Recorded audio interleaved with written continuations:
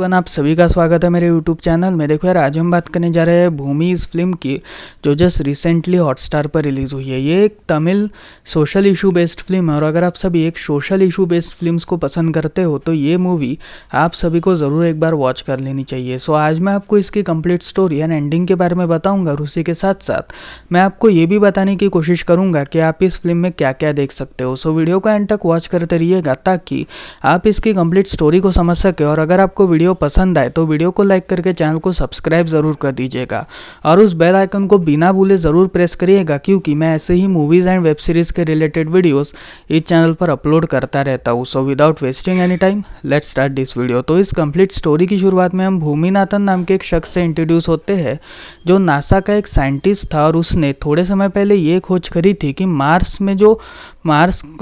की जो मिट्टी है उसका यूज़ करके उसने फसल वगैरह उगाई थी और उसी के साथ साथ मार्स की हवा का यूज़ करके वो थोड़े समय के लिए एक कैप्सूल में रहा था जिसमें मार्स की कार्बन डाइऑक्साइड और उसके साथ मार्स की जो सॉइल थी उसके साथ वो रहा था और तभी उस सॉइल का यूज़ करके उसने कुछ फसल वगैरह उगाई थी। जिसके बाद उसने एक रिपोर्ट प्रिपेयर करी थी और इस रिपोर्ट के अनुसार आज तो ह्यूमंस की पॉसिबिलिटी नहीं है कि वो मार्स में रह सके, लेकिन अगर पेड़ मार्स में उग सकते हैं तो इंसानों के लिए भी पॉसिबिलिटीज आगने वाले समय में हो सकती है कि वो मार्स में अपना जीवन यापन करेंगे। और उसकी इस रिपोर्ट से जितने भी नासा साइंटिस्ट थे और पूरी जो दुनिया थी वो इतनी खुश हो जाती है कि सभी लोग उसकी वाहवाही करते हैं और तभी उसे 1 महीने की छुट्टी भी अपॉइंट हो जाती है। जिसके बाद वो अपने गांव में वापस जाने की सोच रहा था और अपनी माँ के साथ वो अपने गांव वापस चले जाता है, जिसमें वहाँ के गाँव वाले जो किसान थे उनके ऊपर मुसीबत आन पड़ी थी, क्योंकि थोड़े समय पहले सूखापन पड़ने की वजह से उनकी पूरी फसल बर्बाद हो चुकी थी। और फसल की बर्बादी की वजह से जब वो कलेक्टर ऑफिस में मुआवजा मांगने जाते हैं तब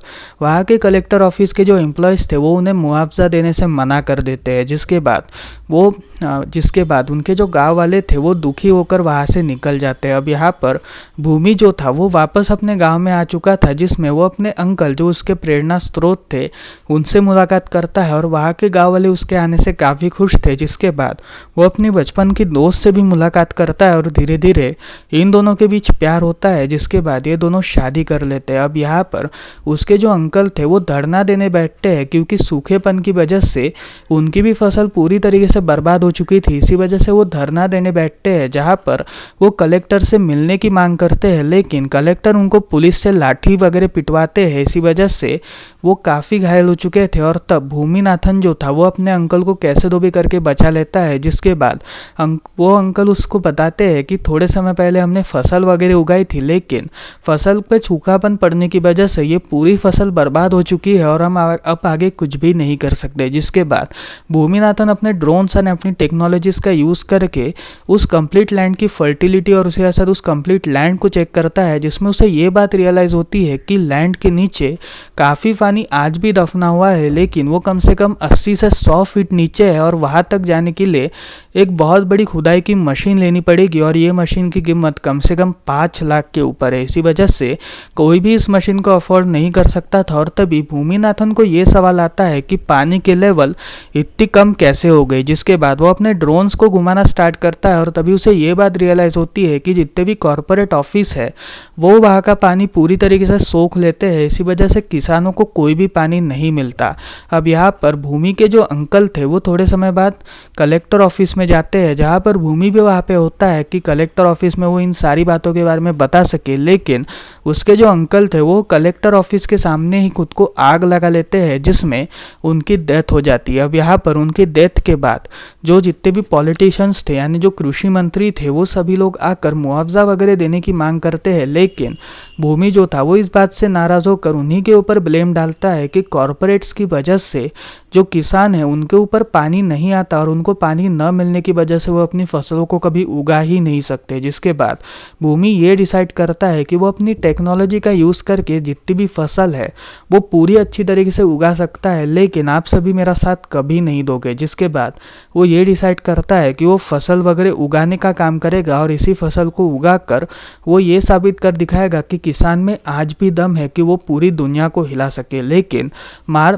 नासा से उसे वापस बुलावा आ जाता है, जिसमें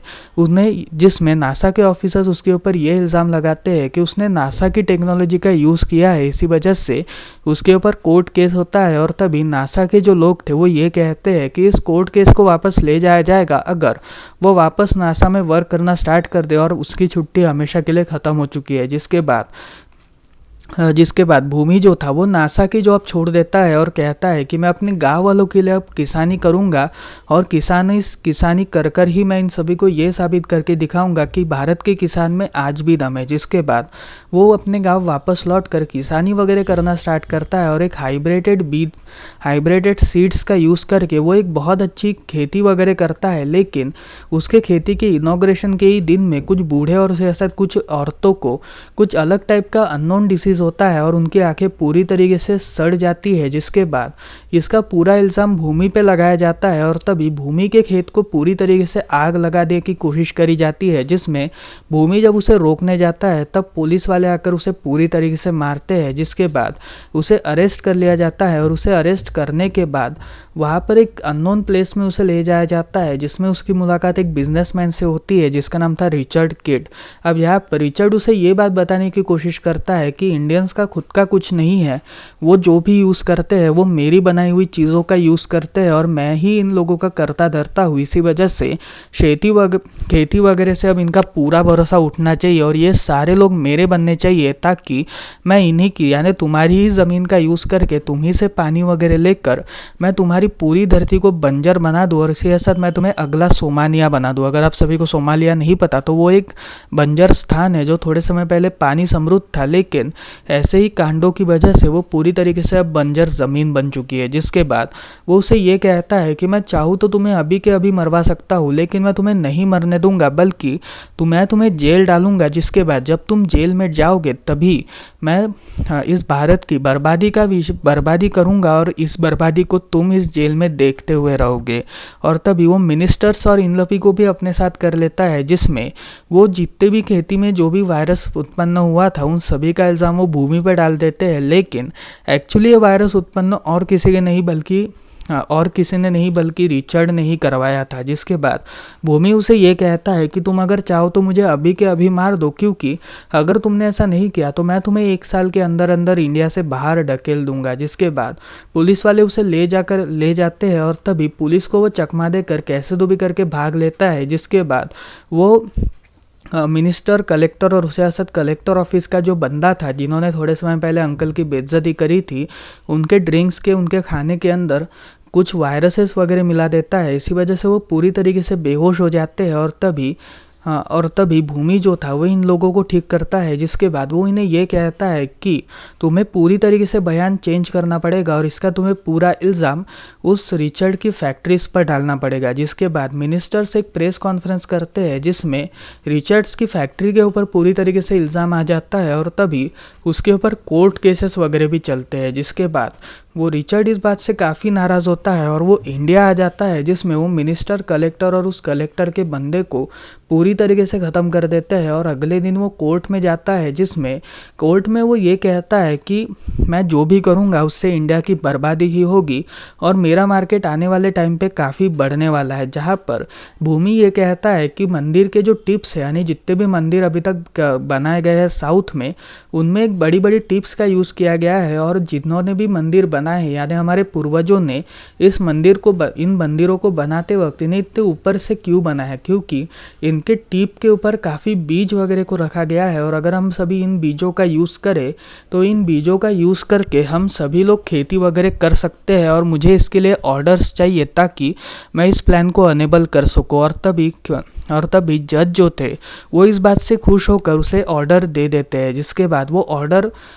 बाद वो मंदिर से सारी चीज़ें लेने के लिए निकलता है, लेकिन जो रिलीजियस लोग थे वो इस बात के विरोध में थे। इसी वजह से वो दही हंडी समान एक दही हांडी में जैसे एक घेरा वगैरह बनाया जाता है, वैसे वो एक घेरा बनाकर उन सारे बीजों को लेता है और उन सारे बीजों को लेने के बाद वो खेती बाड़ी स्टार्ट करता है। लेकिन इस बात से जितने भी कॉरपोरेट वर्कर्स थे वो काफ़ी नाराज़ थे और वो भूमि को गालियाँ सुनाने लगते हैं कि आखिर तुमने हमारी नौकरी कैसे खाई, अगर तुम ये करोगे तो हमें नौकरी कौन देगा। जिसमें भूमि उससे ये कहता है कि तुम अगर मेरे साथ काम करोगे तो तुम्हें काफ़ी पैसा मिलेगा और तुम्हें काफ़ी फ़ायदा होगा। जिसके जिसके बाद वो भूमि के साथ काम करना स्टार्ट करते हैं और तभी ये सभी लोग काफ़ी खेती वगैरह करते हैं और इस खेती का इन्हें काफ़ी फ़ायदा भी मिलता है, जिसमें हाइब्रिड्स वगैरह का यूज़ करके ये काफ़ी अच्छी वेजिटेबल्स वगैरह उगाते हैं और इन वेजिटेबल्स को बेचने का ये काम करना स्टार्ट करते हैं। अब यहाँ पर अचानक से एक दिन इन्हें बहुत बड़ी ऑर्डर मिलती है और ये ऑर्डर और किसी की नहीं बल्कि रिचर्ड की थी। और रिचर्ड भूमि को ये कहता है कि थोड़े समय पहले मेरी एक कंपनी मेरा एक कंपनी के साथ कंपटीशन था, कोला कंपनी के साथ, तो मैंने उनके सारे कोलास को खरीद लिया और उनको मार्केट पहुंचने ही नहीं दिया, जिसकी वजह से उनका ब्रांड लोगों के दिल से उतर गया और लोग उनके ब्रांड को भूल गए और तभी मैं इस कंपटीशन में जीत गया। और मैं तुम्हारे साथ भी कुछ ऐसा ही करूंगा, इसी वजह से मैं तुम्हें मार्केट जाने ही नहीं दूंगा। और तभी भूमि के जितने भी ट्रक्स मार्केट के लिए रवाना होने वाले थे वो सभी वापस आ गए, क्योंकि प्रोटेस्ट वगैरह चल रहा था, इसी वजह से ट्रक्स वापस आने पड़े। जिसके बाद भूमि जो था वो ये डिसाइड करता है कि वो ट्रैक्टर्स वगैरह का यूज़ करके अपने सारे सामान को मार्केट एरिया तक ले जाएगा और वो ट्रैक्टर्स वगैरह का यूज़ करके मार्केट एरिया की तरफ ले जाता है, जिसमें वो रिचर्ड के एक दुकान को देखता है और उस दुकान में रिचर्ड ने ये सेल लगाई थी कि जो भी कोई भी चीज़ खरीदेगा उसमें उसे काफ़ी सब्जियां वगैरह मिलेगी। और तभी लोगों की भीड़ वहाँ पे उमड़ जाती है, इसी वजह से जो लोग थे वो भूमि का कोई भी सामान नहीं खरीदते। और इस बात से भूमि इतना ज़्यादा डिसहार्टेड हो जाता है कि वो काफ़ी रोता है और अपनी माँ को ये कहता है कि अपने ही लोग यहाँ पर दुश्मन है तो फिर हम पराये लोगों पे कैसे भरोसा कर सकते हैं। जिसमें उसकी माँ उसे ये कहती है कि तुम मेरे साथ चलो, मुझे तुम्हें कुछ दिखाना है। और जब भूमि सामने वाले दृश्य को देखता है तो वो शॉक था, क्योंकि जितने भी लोगों ने उसका सामान लिया था, यानी रिचर्ड का सामान लिया था, वो सभी उस सामान को जला रहे थे। और उन सारे सामानों को जलाते वक्त वो भूमि को ये कह रहे थे कि आज के बाद हम रिचर्ड का कोई भी सामान नहीं लेंगे, बल्कि हम मेड इन इंडिया प्रोडक्ट्स ही लेंगे और उन मेड इन इंडिया के प्रोडक्ट्स का ही हम यूज़ करेंगे। और हम किसी भी अंग्रेज़ को या फिर किसी भी देश के लोगों को हमारे ऊपर राज करने नहीं देंगे। और इस बात से भूमि काफ़ी खुश होता है। जिसके बाद ये फिल्म ख़त्म होती है। लेकिन इसके एंड क्रेडिट के वक्त में भूमि जो था वो रिचर्ड को कॉल करता है और कहता है कि जो तुमने वायरस उन बेचारे लोगों को दिया था वही वायरस मैंने तुम्हारे कॉफ़ी में मिलाया है, इसी वजह से तुम पूरी तरीके से पैरालाइज हो चुके हो। और तभी रिचर्ड जो था वो पूरी तरीके से पैरालाइज्ड हो जाता है, जिसमें भूमि ये कहता है कि अगर तुम्हारे जैसा कोई भी शख्स आ जाएगा और हमारे देश के ऊपर बुरी नज़र रखेगा तो मैं उसका भी हाल कुछ इसी प्रकार का करूँगा। इसी वजह से आज के बाद हम पे बुरी नज़र डालने की कोई भी ज़रूरत नहीं है। और ये फिल्म यहीं पर ही ख़त्म होती है। तो फिर यार ये जो कंप्लीट मूवी है, इसे देखने के बाद मुझे यही बात पता चली कि सीरियसली कहूँ तो ये मूवी आप सभी को एक बार तो भी ज़रूर वॉच करनी चाहिए, अगर आप सोशल इशू टाइप्स की फिल्म्स को पसंद करते हो तो। हर एक एक्टर ने अपनी भूमिका को सीरियसली काफ़ी यूनिक वे से निभाया है, लेकिन मुझे निधि अग्रवाल मैम की भूमिका में थोड़ा सा ये हुआ, क्योंकि उनकी भूमिका इतनी ज़्यादा नहीं थी पर फिर भी उनका मेन लीड में नाम कैसे आया, क्योंकि उनकी भूमिका इतनी थी ही नहीं, उनको स्क्रीन टाइम इतना मिला ही नहीं। पर फिर भी कहूँ तो हर एक एक्टर ने अपने रोल को काफ़ी अच्छी तरीके से निभाया है। और सीरियसली कहूँ तो ये फिल्म आप सभी को एक बार तो भी ज़रूर वॉच कर लेनी चाहिए। तो फिर यार ये थी इसकी स्टोरी, आपको कैसे लगी मुझे कमेंट सेक्शन में ज़रूर बताइएगा। सो मिलता है अगली वीडियो में, तब तक के लिए बाय बाय।